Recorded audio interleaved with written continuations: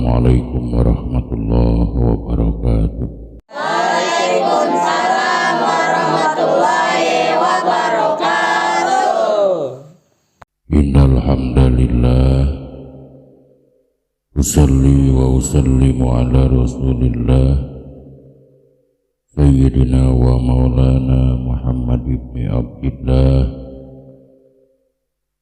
wa ala alihi wa sahbihi wa mawalah. Asyhadu an la ilaha illallah wahdahu la syarikalah wa asyhadu anna sayyidana wa nabiyyana Muhammadan abduhu wa rasuluh.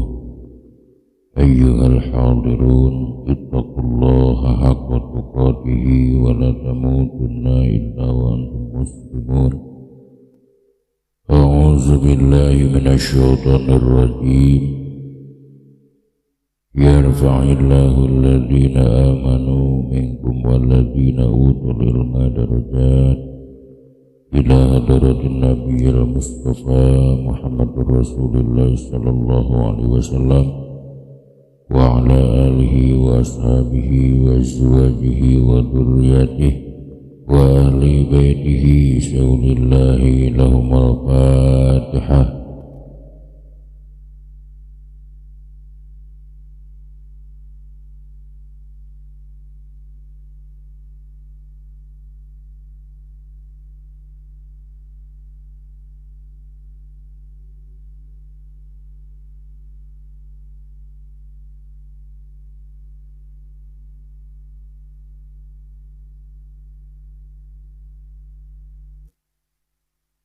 Wa ila arwahi abaina wa ummahatina wa ajdadina wa jaddatina wa masyayikhina wa masyayikhina khususan Mama Haji Muhammad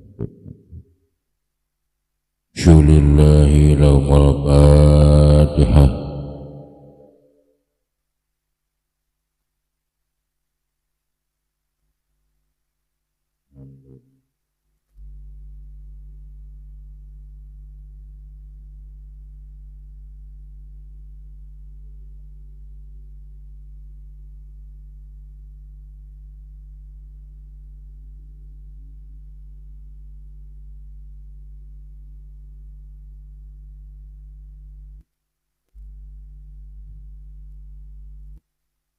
Wa ila muallifi hadal kitab ila hadrati syekh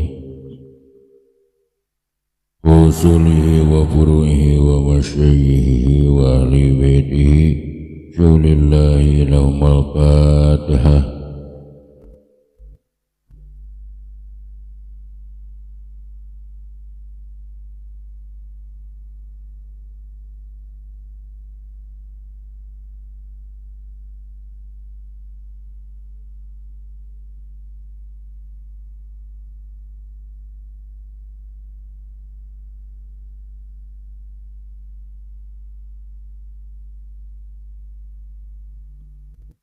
Allahumma salli ala sayyidina Muhammad. Allahumma salli wa sallim wa radiyallahu ta'ala kulli sadatina ashabi rasulillahi ajma'in amin. Alhamdulillahi rabbil alamin hamdan syakirin hamdan naimin hamdan yuafi ni'amahu wa yukafi mazidah. Ya Rabbana wa lakal hamdu kama yanbaghi li jalali wajhika karim azimi sultanika qadim.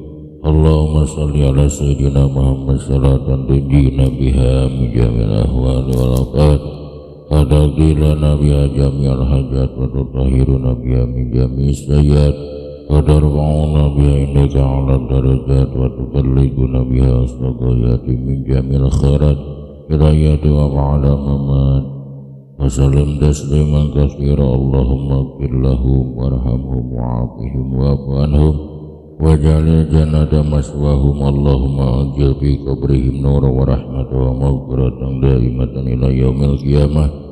Allahumma jalil kuburahum rawdatan min riyadil jinan wa la taj'al kuburahum khufratan min khufari niran.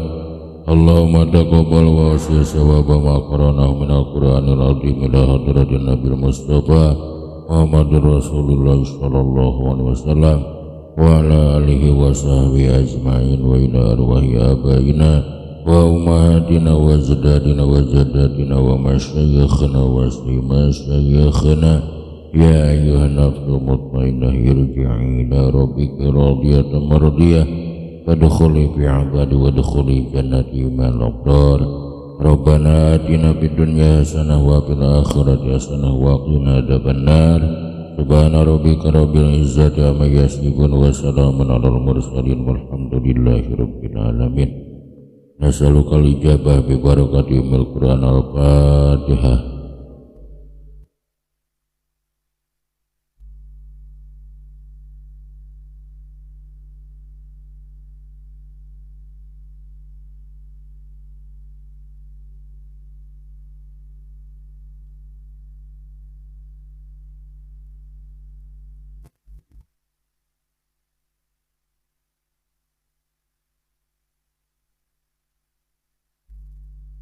Yang bagi likulli syari'in fi fannin ayyarifa hadahu wa mawdu'ahu wa samratahu ila akhiril mabadil asyratil mamdumati fi qali balihi.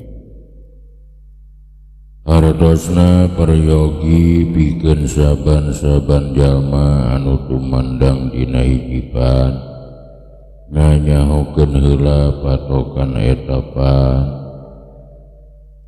kedudukan etapan jeung buah ngajina etapan tapi ka akhir mabadi anu 10 anu sok dinademkeun ku para alim ulama. Inna mabadi kulli fannin asrah al-haddu wal mawdu'u tuma samrah. Persiapan sadayapan ayat 10 hiji patokan pernah nari jeung buah. Wa fadluhu wan nisbatu wal wadi'u wal ismu istimdadu hukmu syari'u. Kaunggulan nisbat jeung merenah kenana ngaran kanyokatan hukum syara'. Masailu wal ba'du bil ba'di kapa wa mandaru jami'a hajas sarofa. Masalahna cukupnya hosawarihna anu apal sakabeh tangtu mulyana. Nukaiji ari patokan ilmu sorof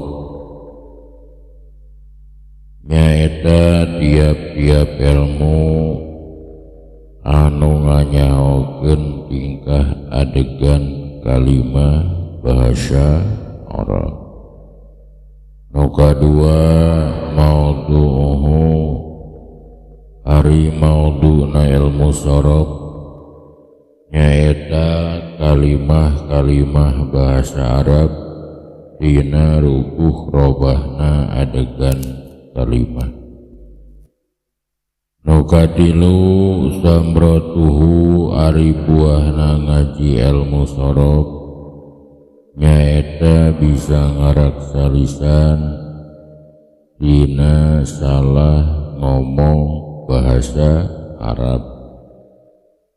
Nukaopat nisbatuhu ari nisbatna ilmu sorof jeung ilmu-ilmu anu sejena eta tabayyun. Nu kalima ari kaunggulan ilmu sorof eta pangutama-utamana pirang-pirang ilmu. Dina sok disebutkeun ku para alim ulama as-sarfu ummul ulum wa nahu abuha. Ilmu sorof indungna pirang-pirang ilmu, ilmu nahu bapana pirang-pirang ilmu. Nukagenep wadi'uhu ari pengarangna ilmu sorof nyaeta Sayyidina Mu'ad bin Jabal saur sakali Imam Ali karramallahu wajhah. Sementara ari anu parantos nganggit kitab Kailani eta Imam Abil Hasan Ali bin Hisam Al-Kailani. Noka 7 ismuhu ari ngaranna ieu ilmu eta ilmu sorok. Noka 8 istimdaduhu ari panyokotanana ilmu sorok eta tina kalimah-kalimah bahasa Arab. Noka 8 hukmuhu ari hukumna ngaji ilmu sorok eta wajib kifayah pikeun saban-saban ahli pajajahan, malah jadi wajib ain pikeun jalma-jalma anu rek ngagali Al-Qur'an sinareng hadis. Noka 10 masailuhu ari masalahna ilmu sorok nyaeta pirang-pirang qadiyah seperti aya ucapan idajtama'ata'ani bi awali mudhari tafa'ala yajuju isbatuhuma wa haddu ahadihima, di mana kumpul dua ta dina mimiti biya mudhari wa janda fa'ala, maka menang netepkeun duanana jeung menang mikeun salah sahijina eta dua ta. Tuntas urang ngabahas mabade ilmu sorok. Salajengna aya bahasa para alim ulama wa yambagi li kulli syari'in bi fanni bahsul basmalati bitarfi yunasibuha. Prayogi pikeun saban-saban jalma anu tumandang dina hijipan ngabahas heula bismillahirrahmanirrahim ku jurusan etapan. Sedangkeun di dieu eta pan anu ngabahas masalah ilmu sorok atuh ngabahas bismillahirrahmanirrahim kedah ku jurus ilmu sorok. Ariba nu aya dina lafad bismi eta kalimah harap. Ari kalimah harap eta goer mutasarrif, kalimah anu teu narima tasrif. Sedengkeun ilmu sorok eta lulubaran tina masalah kalimah goer mutasarrif. Harpun wasibuhu minasyarfi bari wa ma siwahuma bitasrifin hari. Ari lafad ismi eta aya dua pendapat. Nu kaiji pendapat ulama Basroh, lafad ismi segat masdar dimustaqina lafad sama yasmu sumwan mu'tallam disanak tina lafad sumwan atawa simwan artina luhur. Jadi asana lafad ismi teh ceuk ulama Basroh mah sumwan atawa simwan, kasroh atawa domah sina.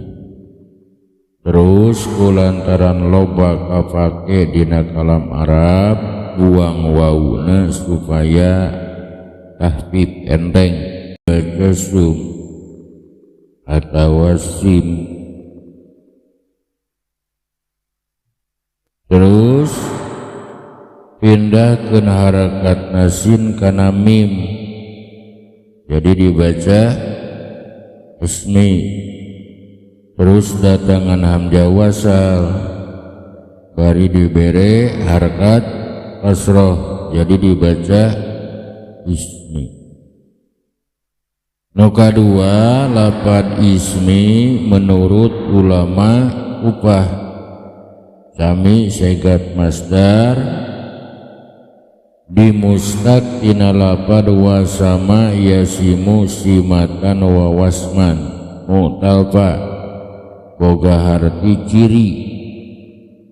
Jadi lafad ismi teh asana wasmi tuluy buang wauna jadi asmi, tuluy datangan hamzah wasol maka jadi ismi.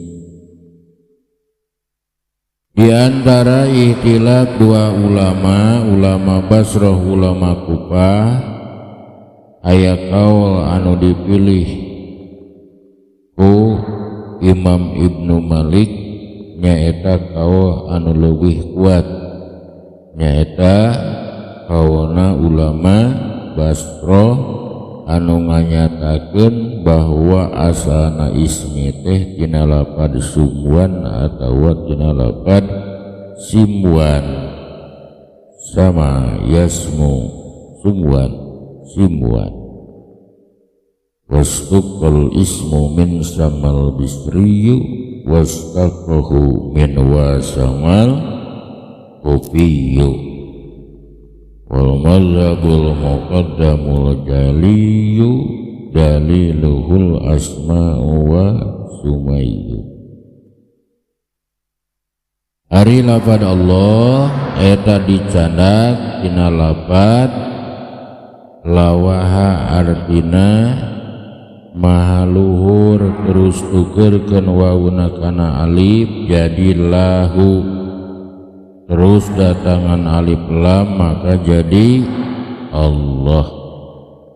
Jadi saur sapali ulama tina lafad laha yaluhu lawahan, saur sapali tina lafad laha yalihu layatan, saur sapali tina lafad aliha yalahu ilahan. Kaul anu kuat anu nganyatakeun bahwa lafad Allah teh dimustaq tina lafad al ilah, tina aliha yalahu ilahan.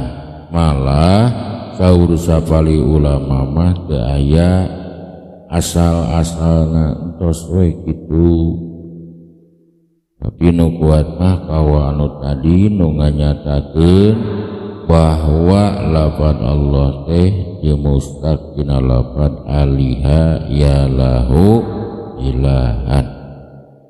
Ali lafad Rahman jeung lafad Rahim eta sifat musabahat duanana menang nyandak tina lafad Rahima lamun Rahman lamun Rahim dicandak tina lafad Rahuma.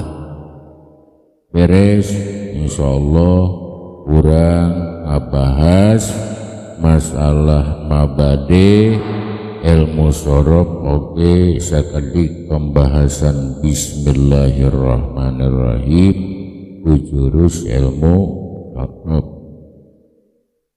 Salajengna tinggal logatna bismillahirrahmanirrahim. I'lam kudu terang anjeun ana tasrifa kana sanyanyana makna tasrif fil logati dina mungguh logot eta at-tagyiru kadar-kadar barobah.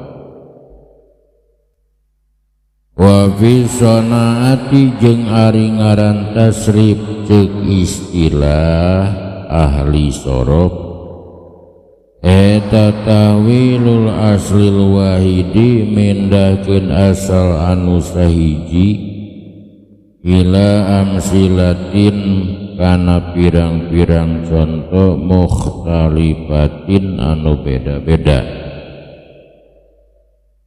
Limaanin karena aya pirang-pirang makna maksudatin anu dimaksud.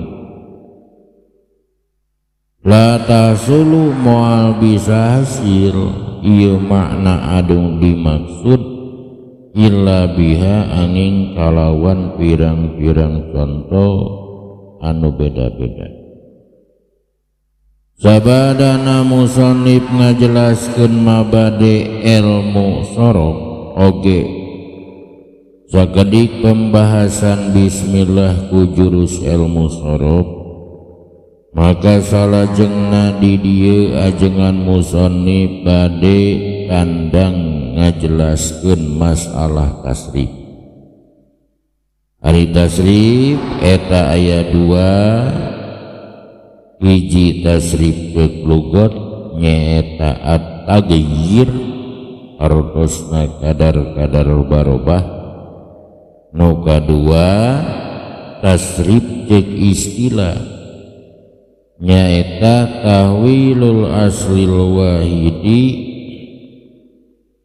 ila amsilatin mukhtalifatin lima'anin maksudatin la tahsulu illa biha. Anu disebat tasrif cek istilah ahli sorof mah nyaeta mindahkeun asal anu sahiji kana contoh anu beda-beda karena aya makna anu diseja.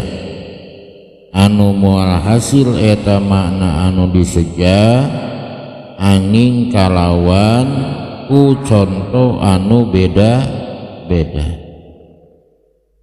Naon ari asal anu sahiji menurut ulama Basrah anu disebut asal wahid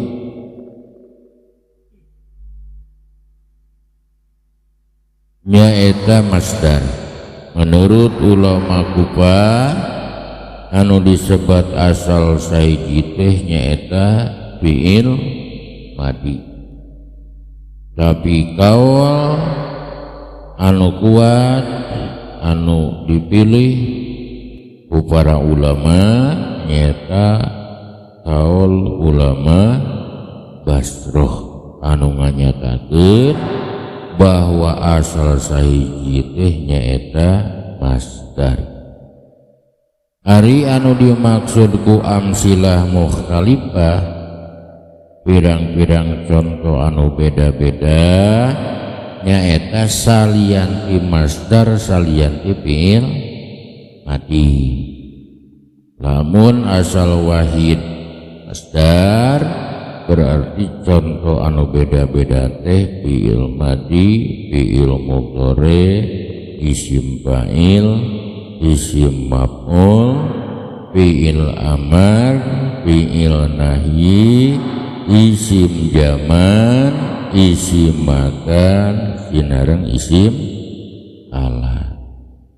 Lamun ngahukuman asal wahid fi'il madi berarti amsilah mukhtalifah teh nyaeta fi'il mudhari, masdar, isim fa'il, isim maf'ul, fi'il amar, fi'il nahyi, isim zaman, isim makan, sinareng isim alat.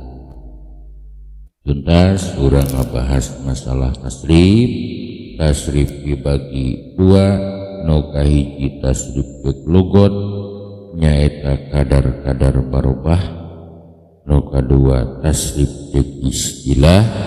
Istilah di dia istilah ahli sorof nyaeta mindahkeun asal anu sahiji kana contoh anu beda-beda karena aya makna anu diseja. Anu moal hasil eta makna anu diseja kecuali kalawan contoh anu beda-beda. Asal sahiji menurut Basrah ulama-ulama Basrah nyaeta masdar. Asal sahiji menurut ulama-ulama Kufah nyaeta fi'il madi. Anapun ari anu dimaksud ku pirang-pirang contoh anu beda-beda nyaeta salianti fi'il madi, salianti masdar. pengajian urang dina ieu kesempatan ngamimitian dina poe Rebo ieu diajar ngalogat, diajar ngamaknaan, diajar nyurah sakedi-kedikeun kitab Kailani. Tetap sakitu mudah-mudahan aya manfaatna khususna kanggo urang sadayana, umumna kanggo wargi-wargi urang sadayana. Rabbana atina fid dunya hasanah wa fil akhirati hasanah wa qina adzabannar. Wassalamualaikum warahmatullahi wabarakatuh.